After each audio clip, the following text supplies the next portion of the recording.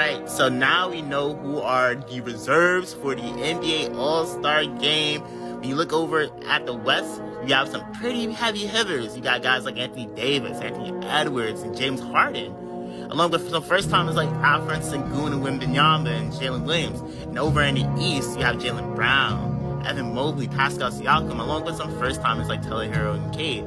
Mobley's also a first-timer too. And I'm pretty conflicted, I'm not gonna lie. Although I think they did a pretty good job on the Eastern Conference, there are several players who had a case out west. To me, Sabonis is probably the biggest snub who definitely had a case. Now, if you look at his numbers, he's averaging 20 points per game, along with 14 rebounds, while shooting 61% from the field. Yeah, the Kings have had a pretty rocky season, but he's been very elite this year.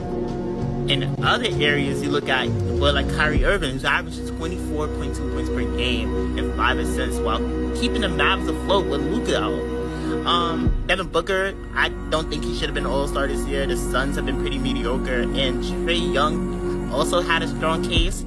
At the same time, the Hawks have also been pretty mediocre this year. I know it's an All-Star game, it's like all of this is derived on opinion, it's based on fan voting and the media voting and stuff, but there are tons of players around the league who definitely should have got it. Kinda not. But I don't know. What do you guys think? Who should have became an All-Star?